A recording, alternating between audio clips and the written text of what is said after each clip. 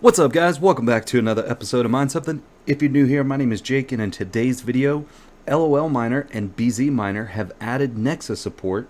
FTX funds are coming up short. AMD is lowering prices on the 7000 series GPUs, and I've got a website for you guys to check out called vast.ai. What if you could rent a 3090 for $6 a day? So, before we get into it, do me a favor, hit that like and hit the subscribe if you haven't already, and let's take a look at the market. So, the time of recording right now is 9:22 p.m. on March 2nd, 2023. The market is pulling back significantly, and right now Bitcoin is sitting at 22,343, Dogecoin at 75 cents, Ethereum Classic at $19.50, Monero at $144, Conflux at 19 cents, ETH POW at $3.40, Ravencoin down below 3 cents, Chia down to $37.15, Kadena at $1.05, Flux is down to 75 cents. Kaspa, however, is still holding up at the moment, currently up over 7% for the last 24 hours and over 85% for the last 7 days. Currently sitting at 0.01385. Ergo is down to $1.50. Darrow is currently sideways over the last 24 hours at $4.27. Cortex at 24 cents. Nexa is still doing quite well, up 7% for the last 24 hours and up 28% for the last week. Then we've got Alephium at 19 cents, Neoxa at 0.0009, down about 2.5%. And Radeon is still doing pretty good, up 42% for the week and 12% for the last 24 hours, currently sitting at 0.007149. Dynex is back up 13%, which it was down 13% a couple of days ago, and it's currently break even for the last 7 days, sitting at 8 cents. And then Hive Mapper is down almost 9%, and Meowcoin is down about 7.5%. Let's go ahead and take a look at emissions for the day. And look at this. Kaspa is over 300,000 at 322,000 a day in emissions. Very close to Chia, and I think it might have passed Ethereum Classic if I'm not mistaken. And then we've got Monero coming in at 60,000, Ergo at 57,000, Nervos Network at 53,000, Conflux at 48,000, Flux at 34,000, Siacoin at 18,000, and Dynex up to 17,000. And look at this, Radeon is back on the top 25, currently sitting at 10,077 or $10,770 in emissions over the last 24 hours.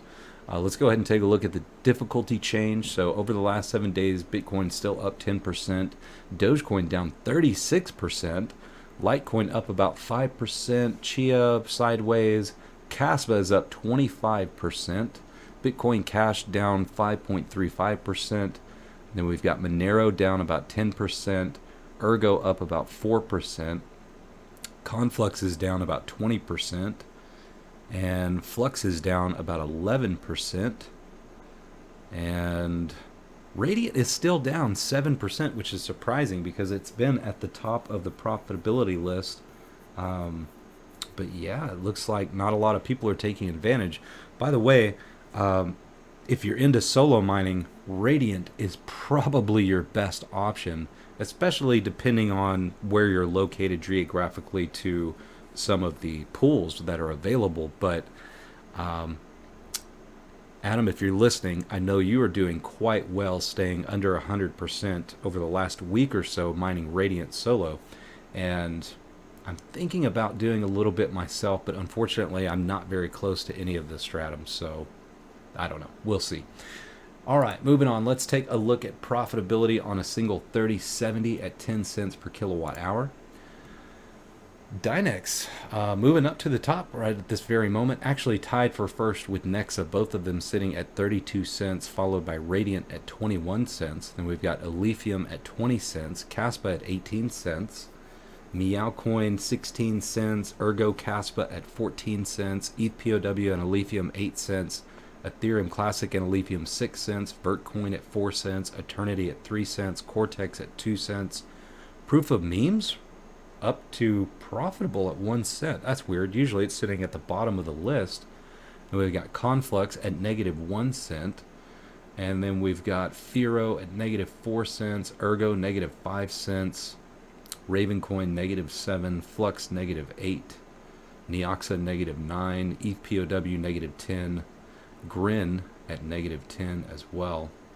So yeah, interesting to see. What do we got? Maybe 10 plus coins that are now currently profitable on a 3070 at 10 cents per kilowatt hour. And by the way, I'm curious, if you guys leave your comments down below, I want to know what you think. Should we adjust the cost of power to, let's say, 13 cents per kilowatt hour? I know Son of a Tech had mentioned this in a couple of tweets and one of his videos, and I'm just curious what you guys think. You want to keep it at 10 cents per kilowatt hour so we're always comparing apples to apples, or are you guys currently paying more and would like to see what it's at a different price?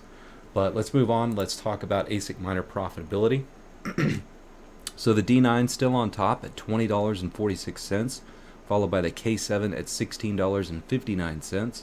HS3 has moved up to third at $16.05.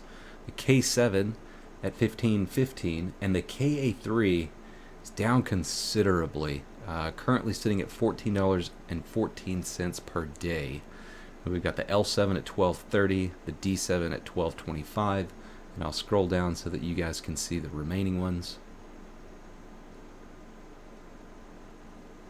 And now let's move on and talk about lolminer and Bzminer releasing support for AMD mining NEXA. So this is a pretty big deal.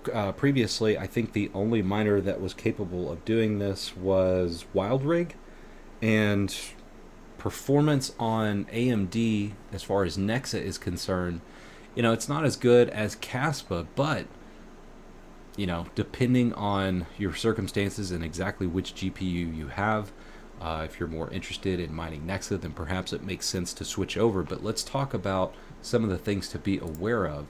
So they've added NEXA support for AMD Vega, the V2, and RDNA 1 through 3 GPUs. You do want to use the parameter -- keep free.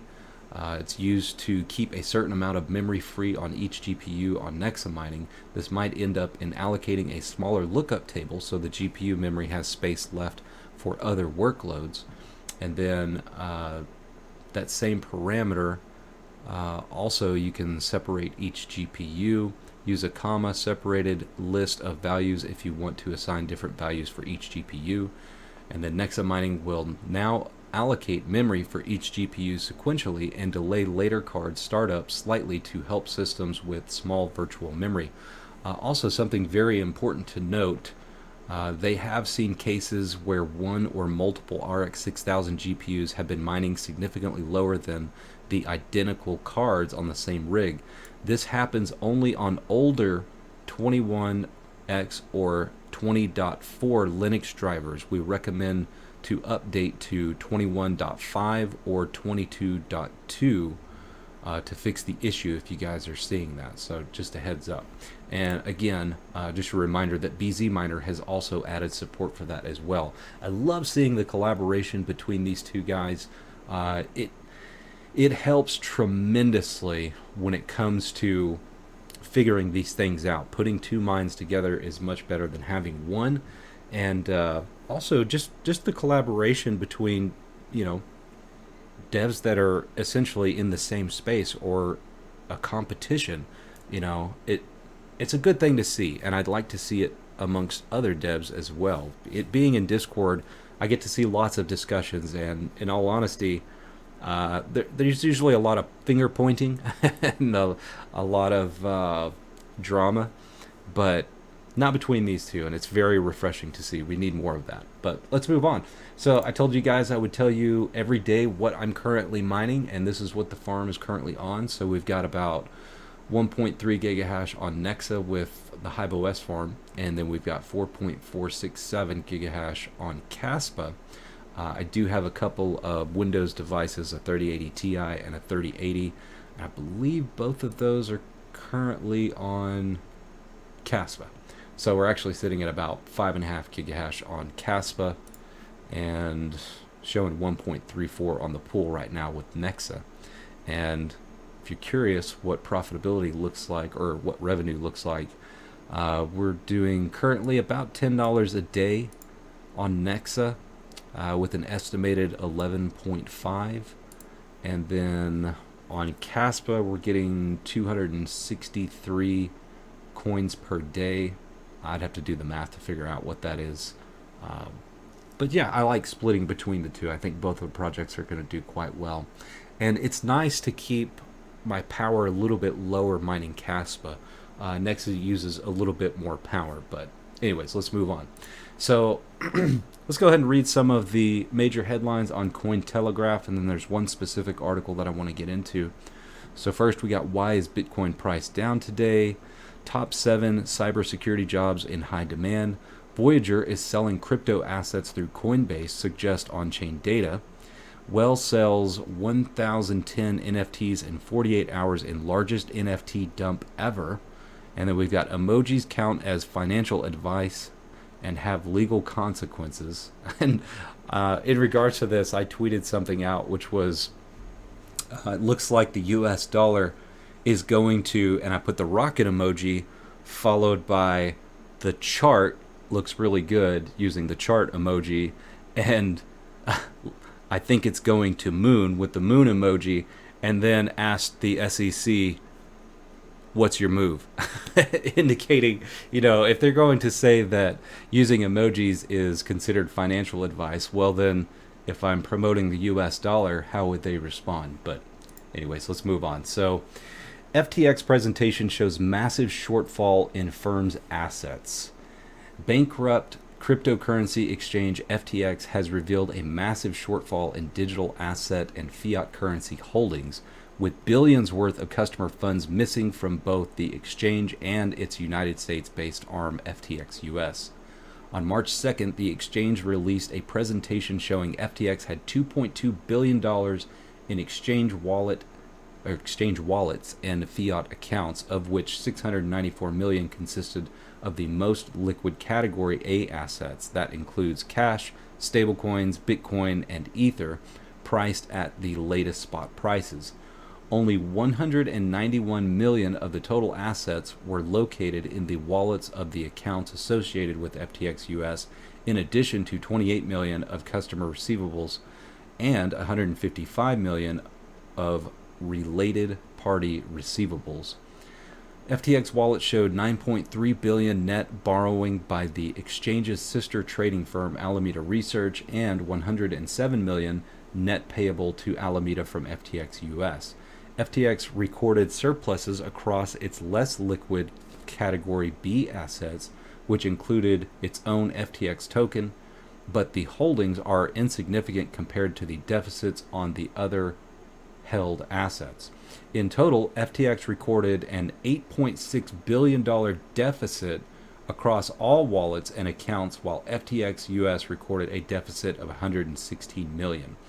John J. Ray III, the chief restructuring officer and CEO of FTX, said in March 2nd that statement, the presentation is the second in a series of FTX continues to uncover the facts of the situation, adding, "It has taken a huge effort to get this far. The exchange's assets were highly commingled, and their books and records are incomplete and in many cases totally absent." On February 28th, former FTX engineer director Nishad Singh pled guilty to charges of wire fraud along with wire and commodities fraud conspiracy. Singh's pleas follow a number of Bankman-Fried's close associates reportedly agreeing to cooperate with U.S. prosecutors in recent months. So, a couple of things that I have questions about here. So, it says FTX wallet showed 9.3 billion net borrowing by the exchange's sister trading firm Alameda Research and 107 million net payable to Alameda from FTX US. So I'm confused. I thought that we were getting reports that they had recovered there was one report of over 5 billion and another report that was around 2 billion, so a total of $8 billion had been recovered. But this reads as though there's a shortfall of 9 billion that was loaned to Alameda Research. So, judging by the title of this article shows massive shortfall in firms' assets. Where the hell is all the crypto? How did we go from 8 billion being recovered to the number that we're seeing here? Or am I misunderstanding it? I'm not exactly sure what this article is pointing out. If you guys know, please leave a comment down below. But, again, just based off of the title alone, it says a massive shortfall in firms' assets. Why were we getting reports that they had, 8 billion in total crypto? I don't know, but you better believe I'm going to continue to investigate, and I'll keep you guys updated on what I find. So moving on, we've got an article from Video Cards that the AMD Radeon RX 7900 XT GPU drops to $799, $100 under MSRP. So the RX 7900 XT isn't selling well, it seems. Ever since its debut in December last year, the card has almost immediately been discounted from its original MSRP of $899 just a few days ago. The price has dropped to $830, which was the lowest price for the card since it launched. Today, the RX 7900 XT is now available for $819 for the reference model, and even cheaper because at $799 for the custom ASRock Phantom GPU. What this means is that the RX 7900 XT is now $100 cheaper than it was at launch, and that's just 80 days after its release. Gamers in UK can also find the 7900 XT at lower prices. The card is now available for just $799 through overclockers, but what is more important is that all cards are in stock, so they are ready to ship. Unfortunately, the price cut only affects the RX 7900 XT with the cut down Navi 31 GPU and 20 gigabytes of VRAM. The flagship RX 7900 XTX 24 gig model is still not available at MSRP at many stores. However, the $799 price for the XT SKU will undoubtedly put a lot of pressure on the RTX 4080 series, not to mention the RTX 4070 Ti, which is a slower card with only 12 gigabytes of memory, but somehow still available at $799. So I'm curious, let's go ahead and pull up profitability on a 7900 XT. I don't recall seeing a 7900 XT being listed in here previously. There it is, though. So currently profitable at 17 cents a day at 10 cents per kilowatt hour. And then we've got Kaspa coming in second at 8 cents. So let's compare that to a 6000 series GPU on top, which would be the 6900 XT, currently profitable at 38 cents at 10 cents per kilowatt hour on Radiant and 30 cents a day on Nexa.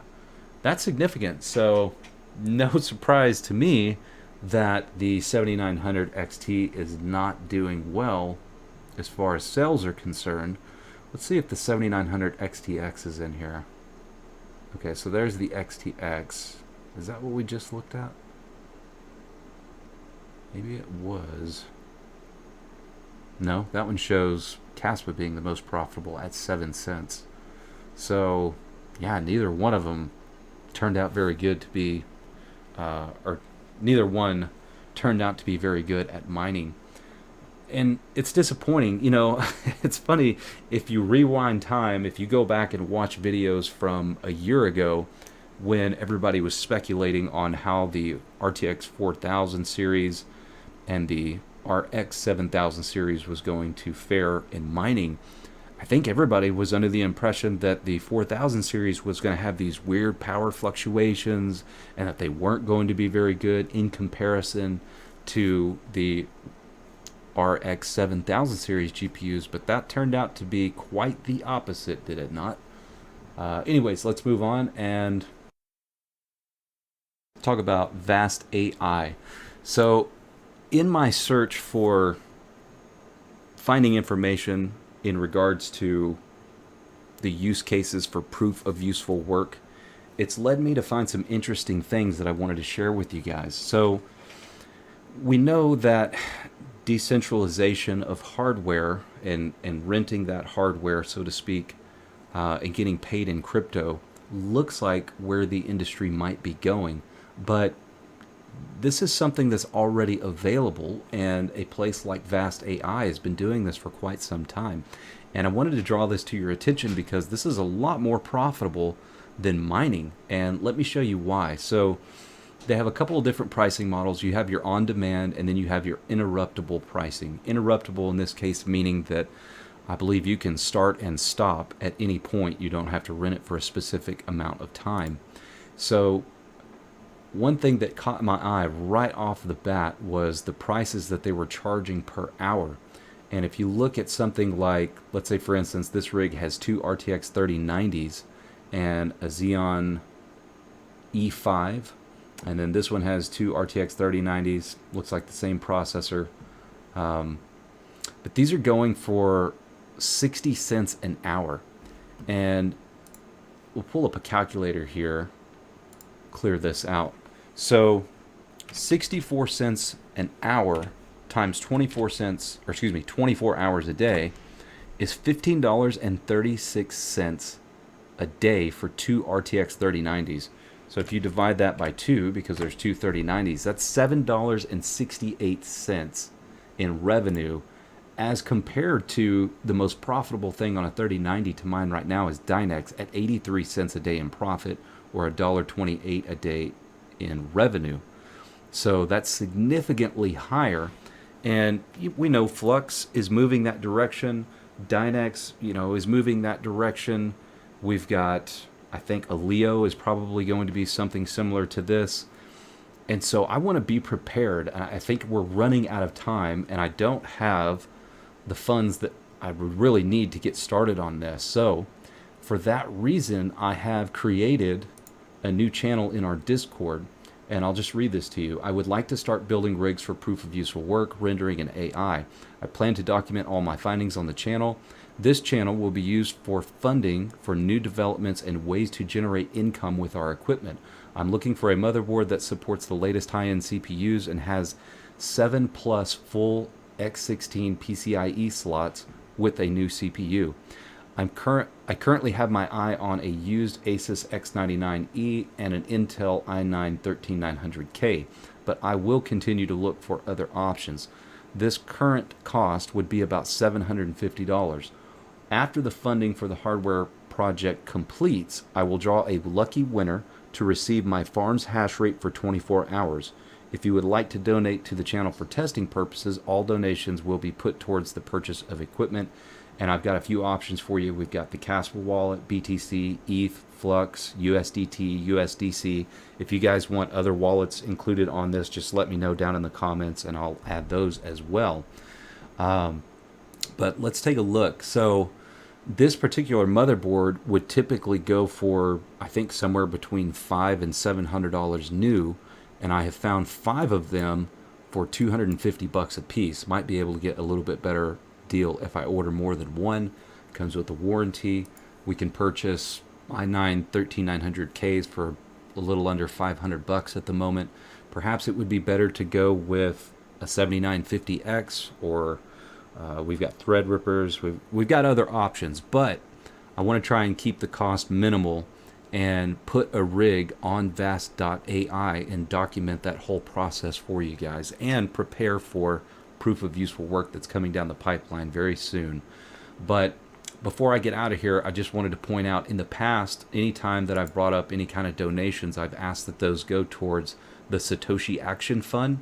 And right now, they are currently in Missouri talking to the House of Representatives, advocating for discrimination to be halted against miners, and they're doing an excellent job. So if you don't want to donate towards the purchase of new equipment so that we can do testing for the channel, then I highly recommend that you put it towards the Satoshi Action Fund.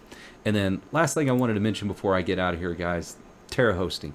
I'm sure most of you are already familiar, but in case there's audience members that are watching that aren't familiar with Terra hosting, you've got the Mining King, you've got Hawk, You've got a few others that are involved with this, and if you're looking for a place to host your equipment, they're an awesome group of guys, and I think they would treat you well. But that's it. That's all I got for this video. Hope you enjoyed the content. Do me a favor before you go. Hit the like, and if you haven't subscribed, please consider doing so, and I will see you on the next one.